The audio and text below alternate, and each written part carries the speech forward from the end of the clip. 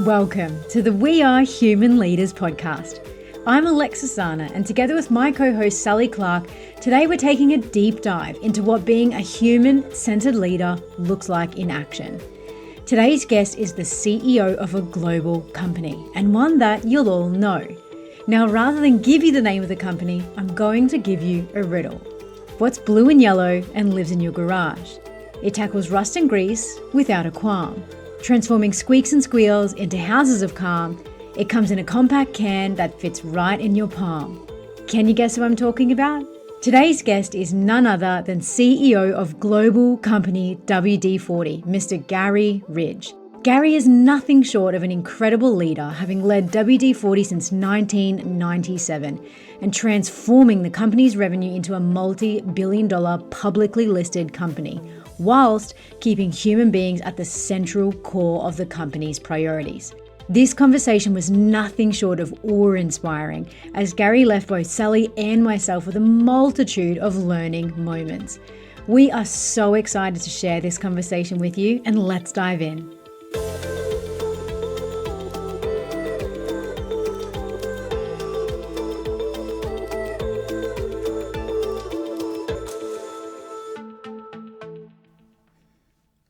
Welcome to We Are Human Leaders, Garry. It is an absolute delight to be catching up with you today, all the way on the other side of the world in San Diego. And before we dive into a little bit more about your work and in particular your role at WD40, we'd love to know a bit more about you personally and the story that's brought you on the journey and the work that you're doing now. Well, thank you. It's lovely to be with you both here. And having a chat with some Aussies is always fun. So I was born in Sydney, Australia, grew up in a suburb of Sydney called Five Dock, went to Drummoyne Boys High School, started my career in retailing, actually, working for a retail company back then called Walton's. You guys are probably too young to remember that, but that's where they were. And eventually ended up working for a wholesaling company, and my connection with WD-40 started in 1987 when I opened the Australian subsidiary to WD-40 with a fax machine under my bed. We pulled it up from the bootstraps, and I worked in Australia from 87 through to 94. And in 94, I was given the opportunity to move to the United States, and I did that. And then in 1997, I was given the privilege to lead the company as the CEO. And WD-40 is a U.S. public company. We're on the NASDAQ stock exchange. And, you all know the blue and yellow can with a little red top. And we now market that brand in 176 countries around the world. So I often say the sun never sets on WD-40.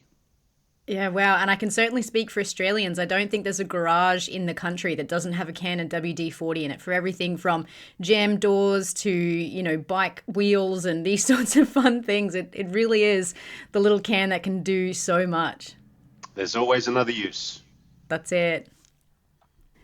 Yeah, I think I've seen it on all of my travels, not only here in the Netherlands, but I specifically remember being in a garage in Morocco when my car broke down, and some WD-40 was involved in that. So certainly a global brand.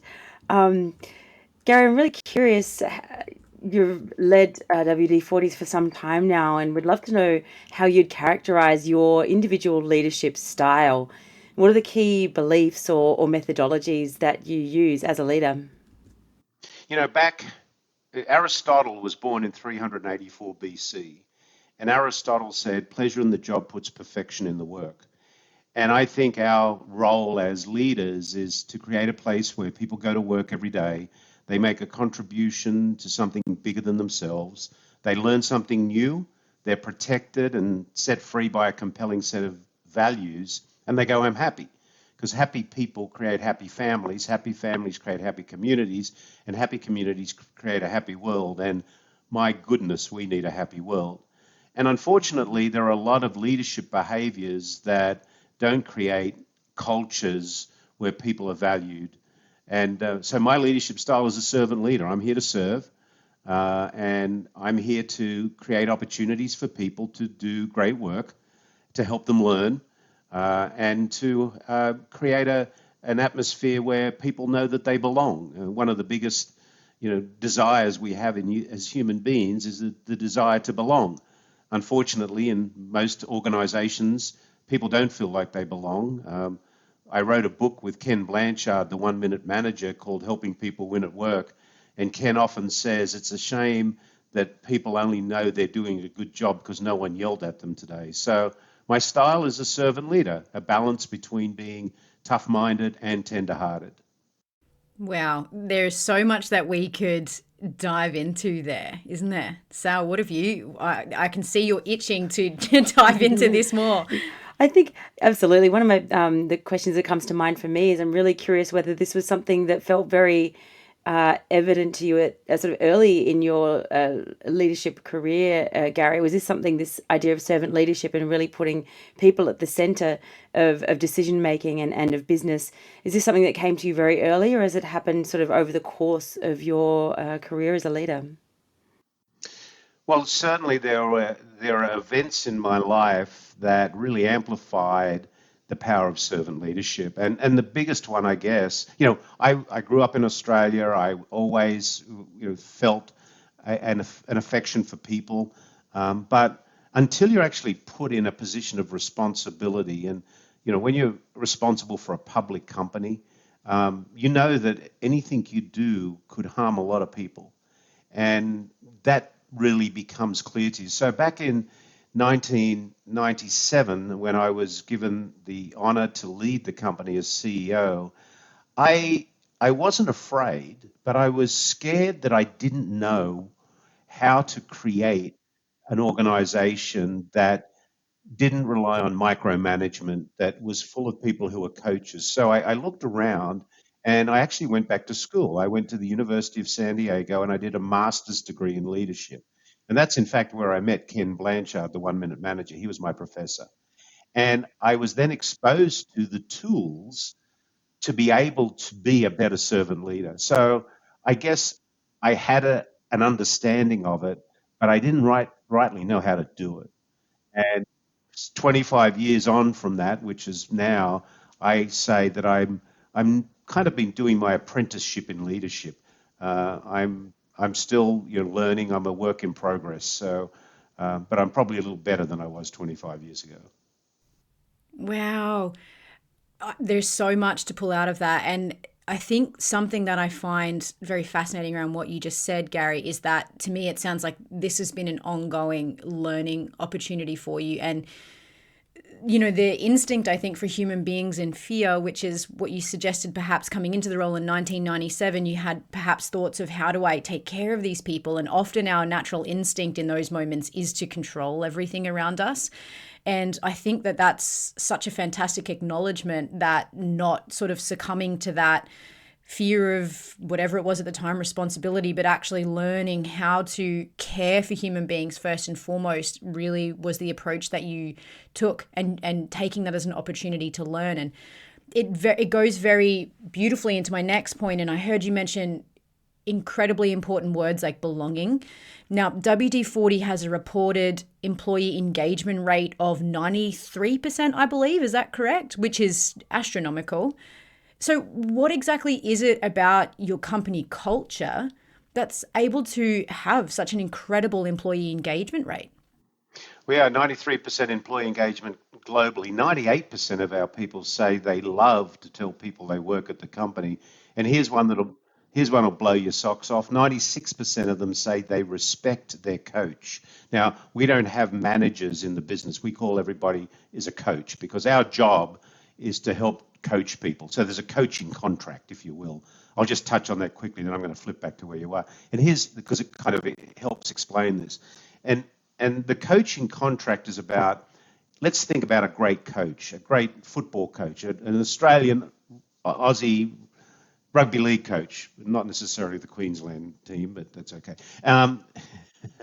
But you never see great coaches running onto the field, picking up the ball and kicking the goal. And great coaches never go to the podium to pick up the prize. The job of a great coach is to stand on the sideline and observe the play, and to identify ways of helping the player play a better game. The other part of this, what is great about coaches are the great coaches spend a lot of time in the locker room. In the locker room, building trust, building camaraderie, building that circle of safety, if you will. So that's the responsibility of a coach at WD40 Company. If you are being coached, you also have a contract with the coach. And the contract that you have is you accept the fact that the coach is there not to mark your paper, but to help you get an A. So you're going to accept the opportunity to receive feedback. And sometimes we may even go and ask people who are sitting in the stand or playing on your team to also give feedback on how you're playing. So culture in an organization is really interesting. I mentioned, I think I went to Drummoyne Boys High School in Sydney. I had a science teacher. The science teacher gave me a petri dish. And the science teacher said, we are going to grow culture in this petri dish. So what's important? The first thing is, what are the ingredients that you want to put in the petri dish to grow the culture you want to grow? If you want to grow good culture, you have to put in good ingredients. No difference in building culture in a company. What are the great ingredients? You have to have a core set of values. You have to have a clear purpose. You have to have clear identification of accountability. You have to add care and candor and responsibility, all of those ingredients in the petri dish. Then what's the responsibility of the scientist, if you will, the leader? They got to watch that petri dish every day. And they've got to ensure that they love their people enough to not only applaud them and reward them for doing great work, but here's the rub. They have to be brave enough to attack, change, or treat toxic cultures that are entering that petri dish, because it'll send it sour very quickly. So I have an algorithm that I adapted from some of Simon Sinek's work around culture. Culture equals, parentheses, values plus behavior, close parentheses, times consistency. So this is simple, not easy. Time is not your friend. And you have to do it day after day after day after day if you're going to build an enduring company over time. You have to play the infinite game, not the finite game. I love that, Garry. And what I'm really hearing as well is that this is very much not just something that culture is not something that we just talk about, that we theorize about, that we talk about in boardrooms or we have framed on the wall, but it really is about the behaviors and that sense of accountability and almost the day-to-day lived experience that people have working at the company. And I'm really curious to understand the value that having such a high employee engagement rate brings to WD40, and I'm talking sort of above and below the line. Well, what it brings is a very high retention rate, a lot of people enjoying what they're doing. And here's two things that you need in business that are important. You need strategy, okay? So what's your strategy? And we can probably develop a pretty good strategy, and let's take it over to some smart university professor and get them to mark it up, and they might say, okay, your strategy, you get 70 out of 100. Most strategies are probably wrong and roughly right. They're not perfect. But the other thing you need is the will of the people. So let's say that you've got a strategy that's marked up as 70, but only 20% of your people go to work every day and are engaged, working towards a purpose, enjoying their work, developing themselves. 20 times 70 is 1,400. There's your output. But what about if 80% of your people go to work every day and are highly engaged, loving their work, getting rewarded, feeling like they're appreciated? 80 times 70 is 5,600. So I think it's pretty simple. You can have the best strategy in the world, but if people aren't helping you execute that strategy in an abundant way, you're not going to maximize your output. It's pretty simple to me. Will of the people times strategy equals output. So having that kind of a culture internally, it's interesting that we do our employee opinion surveys every 2 years. So we did one right at the beginning of COVID, not knowing that COVID was coming in March 2020. We got all the results in and the numbers were great, and there's always areas for us to improve, and we share the results with everybody and say, this is what you said, how are we going to make it better, yeah. And then then COVID hit. So about January of 2021, I said, we need to go and do an interim check-in to see if we're draining cultural equity. I didn't think we were. We were in contact with our people. We were tuned in. Our EQ was on high alert. We were doing a lot of things to keep the cement together, to bond the people together in this really crazy time. We did the survey, and one number came back higher than the number before.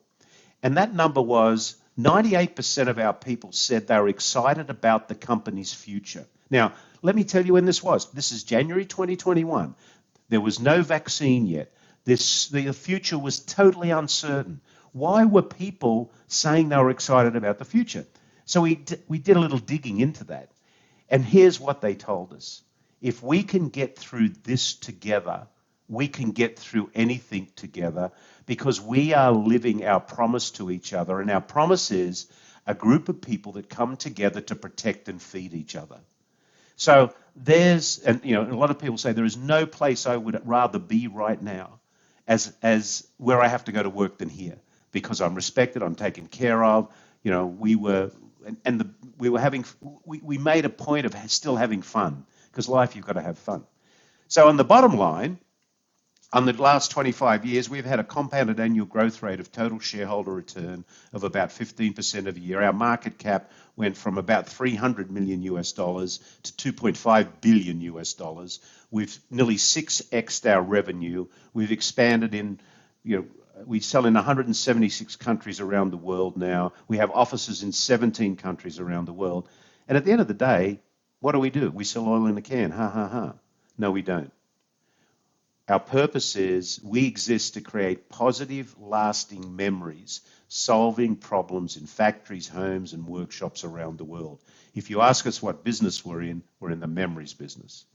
Our second value at the company is we value creating positive, lasting memories in all of our relationships. Incredible. I almost need to pause for a moment to take in everything you've just said, Garry, and something that feels so powerful to myself and Sally in the work that we do at Human Leaders is helping. What you've just done so eloquently for us is connected the dots between business strategy and the importance of people being part of that strategy, and basically being the common denominator in business that we always need to come back to. And, we can only be as great as the sum of those parts. And you've just so eloquently showed us how WD40 really focuses on that and is able to do that through that focus on people. And I want to come back to another sort of tying it all together and coming back to this Petri dish analogy that you mentioned earlier, and the idea of what you put in is basically what you'll be able to grow and get back out. And you mentioned this idea of toxic culture, perhaps toxic behavior, and the thought of, putting in crappy ingredients into that Petri dish is going to grow something. And I know where you're going with this. I can see you on screen holding up your little cranky manager man. Now, I want to know, Garry, from you, what are some of the typical leadership behaviors that you've identified as being detrimental, and how do you pull that toxicity out of that Petri dish to stop it infecting the culture at WD40? So he just snuck into the frame because he heard you talking about him. This is Al, the soul-sucking CEO. For those who can't see Garry, he's holding up a little, almost like a voodoo doll that does it have type A written on the front of it? Yes, it does. Gosh, I feel like I'm being called out. So let me give you Al's behaviors, right? Al is a master of control. He's a know-it-all. He has all the answers. He thinks he's corporate royalty. Al has spent his life climbing this corporate ladder. He shall be respected and bowed down to. Al will have his own personal parking spot, probably a very large office, probably spends very little time in the locker room with the team. He thinks learning is for losers, does Al. Why should anybody have to learn anything? Just come and ask Al, and if he's right, he's always right, and if he's wrong, he's always right. So just ask Al. Al's ego eats his empathy instead of his empathy eating his ego. It's all about me, me, me, me, me. He must always be right, never disagree with him. He loves a fear-based culture because he rules by fear. He thinks micromanagement is essential. This Al has to add too much value to everything. He never follows through on his commitments, and Al hates feedback. Al hates feedback. Now, if we want to look at Al, who isn't Al? What is the servant leader? The servant leader loves and involves their people. They're always in servant leadership mode. They're expected to be competent. They are connected with high emotional intelligence. They love learning moments. They have a heart of gold and a backbone of steel. They're champions of hope. They know micromanagement is not scalable. They always follow through on their commitments and do what they say they're going to do, and they treasure the gift of feedback. Wow. Garry, one word I just heard you mention that I would love to just get your thoughts on for a moment, and that is the word competent. So what I think I heard was Al is perhaps competent, but is more ego-based, versus a servant leader is competent. If we're not a know-it-all, or what does that look like? Can you explain to me this concept of competency in Al versus the servant leader? So three of the most powerful words I ever learned in my life were "I don't know," and getting very comfortable with being able to say, you know what, I don't know. I don't have all the answers, but I tell you what, together we can. I have some level of competency, I guess, but I don't know it. But if we can get together to understand and to learn, when I was in Australia, when I was a young boy in primary school, I used to come home every afternoon, and there used to be a TV show with a mad, I call him a mad scientist. He wasn't really mad. His name was Dr. Julius Sumner Miller. And in fact, he was famous for the Cadbury chocolate ads where they used to say a glass and a half of full cream milk. And he used to do these experiments, and on the TV show, and he wore a white jacket and had curly sort of hair. And he'd do funny sort of things like suck a boiled egg into a bottle, as an experiment. But at the end of every experiment, he'd say, "And why is it so? Why is it so?" So I think leaders have to firstly get comfortable, say, "I don't know," and they have to get comfortable with saying, "Why is it so?" That's why we don't make mistakes at WD40 Company. Now, here's something that'll floor you. I have never, ever, ever, ever, ever made a mistake in my life. So I'm feeling like there's a little bit of a contradiction in terms almost here, Garry, because you just said you're very confident in having the humility to say, "I don't know." And you're also saying you've never made a mistake. So I feel like there might be something about the definition of mistake that we need to delve into here. Can you unpack that for us? So here's the setup. What I have had in my life is millions of learning moments. So what we did is we took the word mistake out and said, we are not going to use the word mistake or failure because fear is a absolute, killer of enthusiasm. But what we say is we have learning moments. And a learning moment is a positive or negative outcome of any situation that needs to be openly and freely shared to benefit all people. That's our definition. So I haven't made mistakes, but I've had millions of learning moments and an abundance of negative ones, I must tell you, and some positive ones. But without identifying the learning you get from that, you don't get the value out of the experience. See, education is when you read the fine print.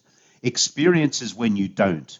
When you put both of those together, you get learning. From learning, you gain knowledge, and from knowledge, you gain wisdom.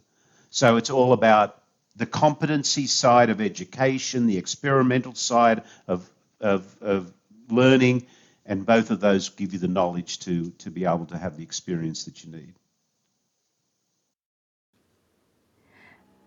I love that. I think that's such a beautiful way of framing it and such an empowering way of framing it as well, because it really allows us to sort of to own those moments rather than have maybe a shame or a sort of a fear reaction to them.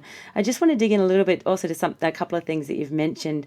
And I was just thinking a little bit more about our friend Al and how we often, I think, have this idea that those kind of leaders who are micromanagers, who are very demanding, who are very sort of control focused, I think traditionally have been seen as quite, courageous, as they position themselves as having this kind of bold and fearlessness around them, when in fact a lot of their behavior is very fear driven.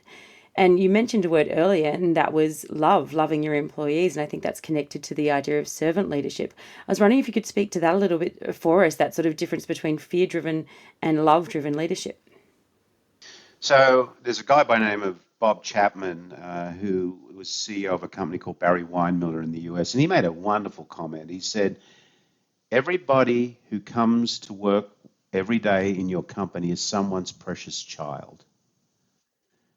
I would say everyone is someone's precious child, husband, wife, uncle, aunt, auntie, daughter, son, or whatever. So, why wouldn't we want to embrace them and give them the love that they need? Now, the word love, everybody gets all, it's not about kumbaya singing on a Friday afternoon, right? It's love comes with respect. When I talk about care and candor, I talk about candor as no lying, no faking, no hiding. I believe most people don't lie. I believe they fake and hide because they have fear, and the fear is caused by the behaviors of Al. So if people fake and hide, how are we going to flourish? We can't. So again, I think, you still have to, remember I said you had to have a heart of gold and the backbone of steel. There's tough decisions to be made sometimes, and you have to make them. But that doesn't mean, you can do it by saying, I mean you no harm. So I think but life's a gift. We can't send it back unwrapped. So help people unwrap it. Oh, wow, Garry, that is so powerful. And to your point around this idea of people, wanting to lie or not wanting to lie inherently, but wanting to avoid perhaps speaking truth if they feel like, and I think it comes into almost like our childhood instincts of wanting to be loved and feeling that love might be conditional if we make mistakes or if we tell truth or if we make other people uncomfortable. And I think when we look at it through that lens, it's such a compassionate way of viewing other human beings and a way for us to understand how their own innate needs can actually be met, at least partially, through how we treat one another at work. And I just think that's so powerful. And the next question we wanted to talk about here was really around this concept of employee happiness, but I almost want to challenge the word happiness in this moment because I think it speaks more to almost employee contentedness.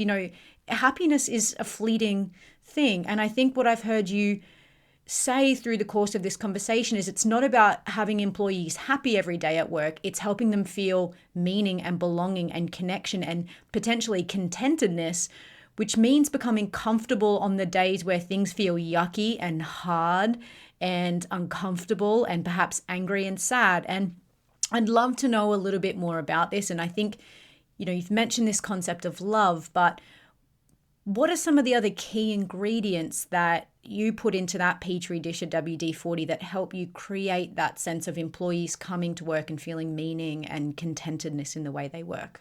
So, how often do leaders walk up to someone and say, are you okay?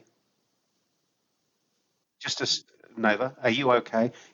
Simon Sinek tells a wonderful story about, let's say you've got someone that is not meeting their sales target 3 months in a row. So option A, you go into to visit with them and you have a conversation that basically sounds like you're not meeting your sales target, you're a lazy SOB, blah, blah, blah, blah, blah, blah, blah, blah, blah, blah, blah. That person is totally, enthusiasm is just drained out of them. But what happens if you went in and you said, Sally, you're not hitting your sales target. Are you okay? Is everything okay? What can I do for you that can help you? So again, it's getting back to this, just wanting to have a true desire to help people be who they want to be. I have a little post-it note. Well, you might see I have lots of post-it notes around me here. And who would think that a guy who's been the CEO of a public company needs to have all these reminders around him? But I do.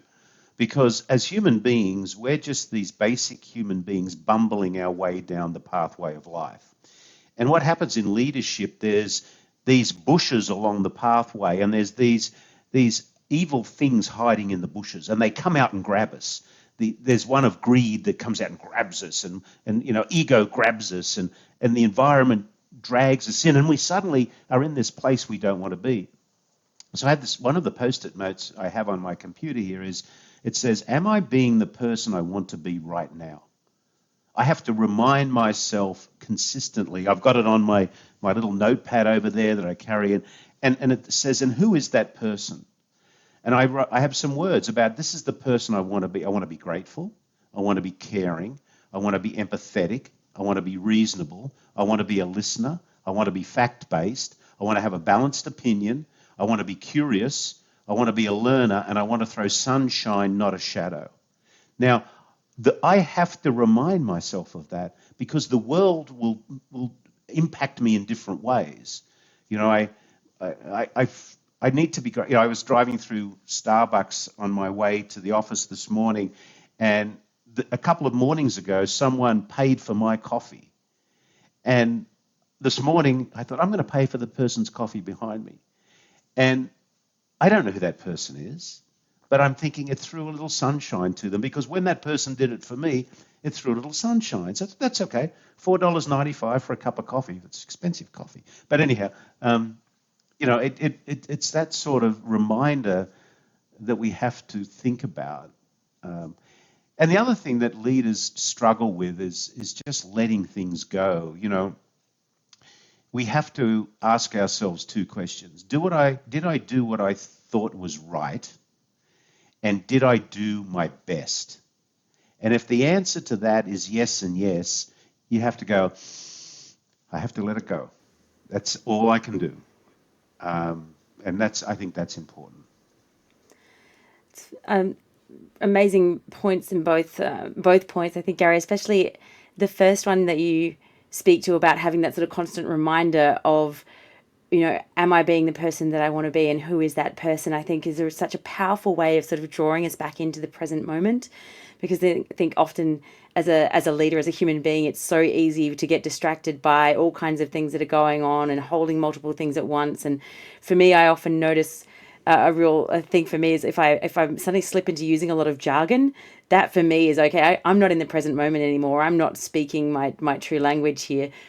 Step back and come back into my own language. And certainly as a former lawyer, there's a lot of legalese that you can get caught up in. So I think that for me is a really sort of powerful way of connecting back into the present moment so that you are able to be the empathetic, kind, fun, sunshine throwing individual, the person that you are. And it also speaks to the fact, I think for me, that this is an ongoing journey. You've been, this leader of this incredible organization for so long and practicing this day in, day out, and still beautifully telling us, you use these reminders constantly. And I think that's a real lesson for all of us to take, that it's not a one and done. It's not a switch that you flick and it's good. It is an ongoing practice of leadership and self-leadership. It's perpetual in nature, definitely. And one you reminded me about language. One of the things that Al does, he camouflages issue with confusion to make out how smart he is. And I've been in meetings with people who do that, and it's like, you're not that smart. I mean, let's just be simple. Things you don't have to overcomplicate things. Let's just be simple. And Garry, I'd love to know, just sort of a slight pivot now. We're really curious whether you believe that business can be a vehicle for global change. You're, leading this global company, and you've seen incredible growth in the time that you've been at its helm. And so understanding whether you really see that business has that capacity to be a vehicle for global change. And if so, how do you and the WD40 team put this into action? Business must be a force for good in the world. There is no doubt about that. We touch more people every day in business than anybody else touches. And by creating a culture where you can send people home happy and contented, that's how we can start. And, I've spent my last 25 years doing my apprenticeship in leadership. And I am so passionate about this. As I step down as CEO at the end of August, I am going to be pushing my consulting business, which is called the Culture Coach. And I want to talk to more and more leaders. I teach at a couple of universities here. I do podcasts like this. And it's not about the money. I mean, I just believe that this is a calling. And I can call BS because we've done it. If leaders tell me this doesn't work, I can say, would you mind if I just show you some real results over 25 years? And, so I think business must be a force for good in the world. Who else is going to do it? It's not governments, it's not religion. Who else is going to do it? We can do it. We've just got to play the infinite game and treat people well and build cultures where people are really able to nurture and nourish and grow. Hear, hear, Garry. And what I appreciate most about what you've just said is that I think we really complicate this idea of how we be a vehicle for good in the world, and particularly organizations. I think, there's obviously corporate social responsibility and all of the sort of initiatives and incredible things we can do to have impact in the world. But what I've just heard you really mention is that it really does start with the culture and then the ripple effect that by just treating human beings as human beings and giving them what they need in their most innate needs, belonging, meaning, purpose, love, the ripple starts just by treating them differently. And then that's how our culture then ripples out into the world as a force for good. And I think that is so empowering because I think it sort of demystifies what it means to be a vehicle for good in the business world. And when you think about it, there are a lot of stakeholders in business, right? And I like to think of stakeholders as anyone without whom we may not exist, right? So when we think about it, who are the stakeholders? Our people, our customers, our investors, Mother Nature is a stakeholder, our community is a stakeholder. So, we need to look at all of the stakeholders that if we didn't have their support, we wouldn't exist. And if we ignore any of those stakeholders, we're going to not have the opportunity to make the difference we need. So we've got to look at all the stakeholders in our business. And I love the definition of stakeholders because, who if we didn't have their support, would we likely not exist as an organization? And it's not just the shareholders. Mm-hmm. Absolutely, which typically I think takes a lot of preference. So I appreciate you, acknowledging that for us. And to really round out our conversation here today, Garry, I think that Sally and I can both agree, and I'm sure everyone listening to this conversation is probably going to have to listen to this episode more than once to take all of the nuggets of wisdom out of it that we've heard. But I'd love to hear from you and perhaps the advice that you would have given to Garry in 1997, perhaps someone in the fledgling moment of their leadership career who's consciously wanting to shift to a more human-centric way of leading others. What advice would you give a human starting on this journey to shift to a servant leadership mode or a human leadership mode of being? I'll share two things. Number one, it's not about you. It's not about you. And number two, I'll share with you something I read in a Qantas 747 in 1996, probably, somewhere between Sydney and Los Angeles. And I was reading some of the work of the Dalai Lama. And here's what I read. Our purpose in life is to make people happy. If we can't make them happy, at least don't hurt them. And that was the catalyst to my thinking about looking around and seeing business leaders who are hurting people. And I said, you know what, there's got to be a better way. We have to find a better way. I think that those are beautiful words to leave us with, Garry, and it really resonates with, I think, so many of the things that you've told us throughout this conversation, including things like treating people with this innate sense of trust and respect. For example, you gave the example of this sales manager who's, coming down on someone like a ton of bricks because they haven't hit their quarterly targets. And, coming to someone and asking, are you okay? Actually says, I trust you in your role. I trust you to hit those targets. So I can tell that something's not right here. Let's have a chat about it. And that, I think, is that where that sort of not harming, wanting to support really comes in. You've given us so much wisdom, so much to think about, and to me personally, a great deal of inspiration through this conversation. We're so grateful for your time. Thank you so much. Thank you. Yeah, thank you. There's one thing I'll add, I just remembered, if I may. Of course you can. So, one of the great ways that you use values in organizations is to give people feedback. And you reminded me of this real story. I was in a meeting at one time, and it was early in one morning, and our second value in the company is we value creating positive, lasting memories in all of our relationships. And there was someone in that meeting that was not creating positive, lasting memories. They were having a really bad morning. So what do you do as a leader? This is an example. Number one is you could, call the meeting, give them some feedback in the meeting, which probably doesn't feel good for them or the people in the room. Number two, you do nothing. Number three, what about if you've got some values that you can rely on? So at the end of the meeting, I said to this person, Sally, let's go for a walk. So we walked out of our building, and I looked under a car, and I was looking behind a tree, and I was looking in a garbage can. And Sally says, "What the hell are you doing?" I said, "I'm looking for you, Sally." So what do you mean? I said, "Sally, the you I know and love was not in that room today. What's on your mind?" And that gave us the opportunity to have that conversation, to do that little bit of coaching. Sally had had a bad morning, and we talked it through. And at the end of the meeting, Sally went back inside and visited some of the people and said, "Hey, sorry, that wasn't me today." And they said, "We know it wasn't you, Sally. Are you okay? Are you okay? Is there anything we can do for you? Are you okay?"